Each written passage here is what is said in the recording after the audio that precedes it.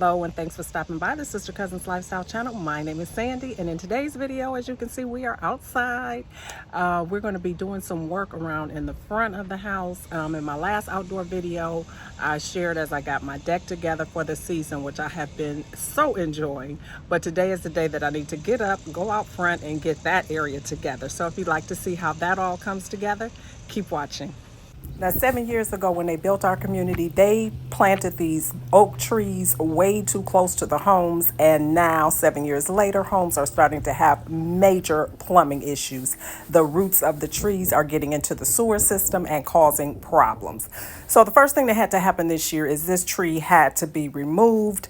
And so it is now gone away from the home. I hate that it's gone, but it's no longer here. So I just had some mulch put down to freshen the beds up. So we're starting here with a fresh slate. And I already know that I don't want to plant another tree there. So off I go to the nursery to see what plants they have in that I can plant. I'm looking specifically for perennials because I don't want to have to go through this every year. I want something really pretty and colorful, but something that, will come back year after year.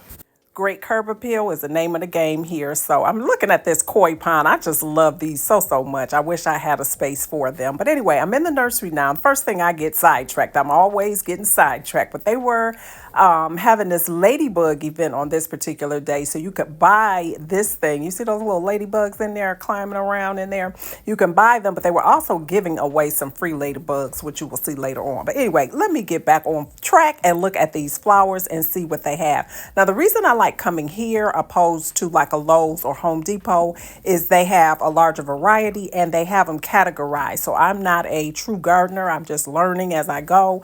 So I need to see, labels that say, these are all the sun plants. These are all the shade plants, perennials, annuals, blah, blah, blah, blah, blah. So this works for me. And I also like to be able to see a large variety of what they have. So I just walked through and just kind of saw what caught my eye, and what I wanted to put together. Now, again, I'm new to this. I have never planted a perennial garden before. I typically will just do annuals. So, this is going to be quite the experiment.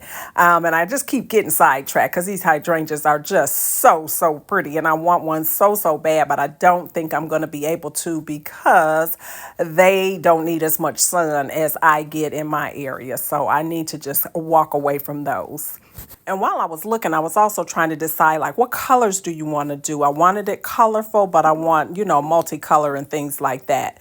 So I was kind of visualizing what colors I might want to put together. And also, this is a pretty serious decision because I'm planting perennials and they're going to come back every year. This is going to have to be a color combination that I can live with, over the years, that I'm not going to get tired of and say, oh, I wish I had gotten red or whatever, So really putting a lot of thought and effort into the decision making here. I picked up this flower because it was so pretty. So at this point, I'm committed to a fuchsia color being a part of the combination. This was so pretty. This is a dahlia.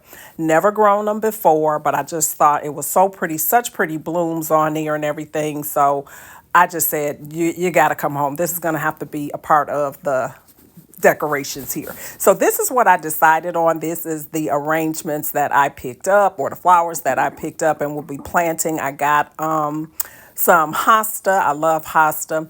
This planter here is one that I planted a few weeks ago. I was at Lowe's and they had those coleuses for $1 and they were in bad shape, but I decided to get them and bring them home, and they are thriving. I am so happy. Last year I had them and they grew really big, so I'm super excited about that. But that's going to be right here on my little small porch area.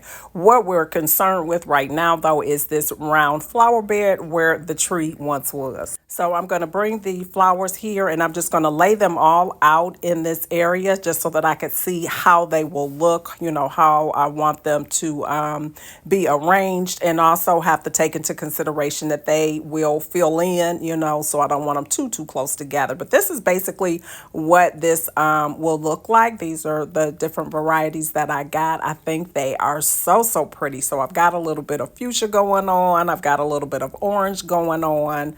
And of course my greenery with my hosta and everything. So I'm going to go ahead and now start to put these in the ground. Had a couple of surprises when I was doing this. Well, I shouldn't say surprises, but a couple of challenges as I was preparing the ground here. So one, I mentioned that oak tree was here, so we've got some very large roots down in here. And I really didn't know when they removed the tree and the stump, I didn't know, how much of the root system they took away or whatever, but it wasn't very much. So I had quite a job with digging here, and also had fabric, landscape fabric put down here to control the weeds. So I had to cut through that where I wanted to plant my flowers. So that was just another part of it. So here we are now. We have everything in the ground.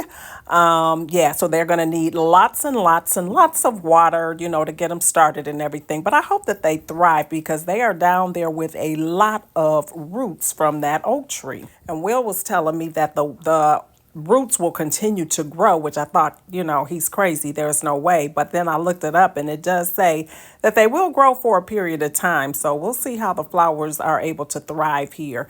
But this spot here is where I decided that I think I want to put that dahlia. I wasn't going to put that in the round flower bed because it gets a little bit larger and needs more space. So I thought this little opening here would be the perfect spot for it. So here we are now putting some water in here. I do have an irrigation system, but because I've just done some planting, I wanted to make sure that they got some water immediately because the irrigation comes on a timer and all of that good stuff. So we got some water on here and everything is looking so pretty. Now I do have some hosta that I had planted in previous years in this other flower bed, and so they're still kind of coming up and doing their thing.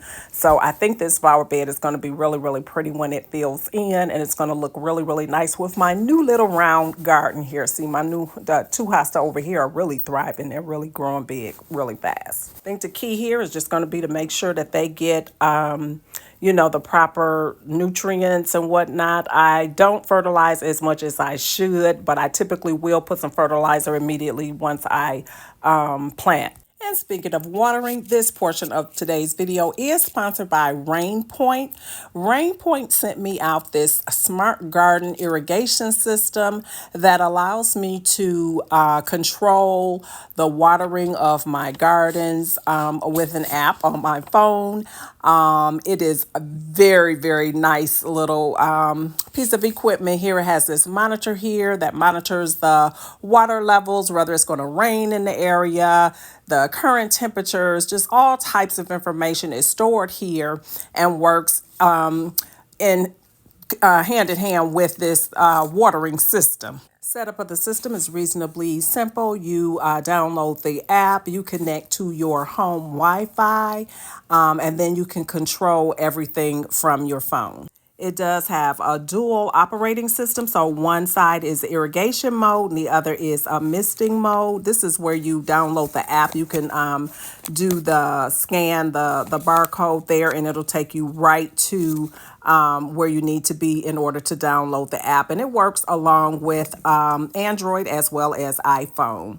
And then there's a simple connection here that you do for the monitor. It also runs by batteries, and you just need 3 AA batteries for that portion of it, and it's all good to go. I am really excited about this because when I'm out of town, or even if I just don't feel like going out, I can still water my garden. And I'm going to be using this in my back area. I do have an irrigation system for the lawn, but I'll be using this in my container garden area, and I'll show you how I'm going to be setting that up. But I'm really excited about that because there's some days it's just too hot to go outside or whatever, just don't want to. Or if I, like I said, if I'm out of town or whatever, you can schedule different times for it to water your system, and that way you don't come home to, all of your plants and things being gone. So this is how I'm doing like the setup here when we're scanning, and now we're all good to go. We're out here now with my container gardens, and as you can see, things are sprouting up everywhere. I've got a lot going on out here. So I bought one of those sprinkler hoses, and I just connected it to here.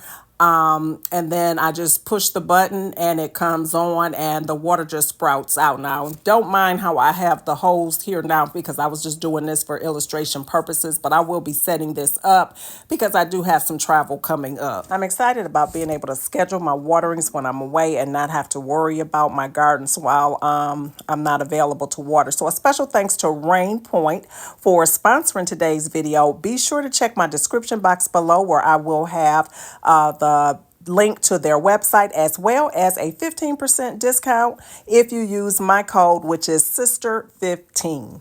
Now, I bought a couple other things for my garden area, one of which are some solar lights here that I just ordered these off of Amazon. I thought I ordered them in black, but for whatever reason, they came in silver with this little crystal dome on them.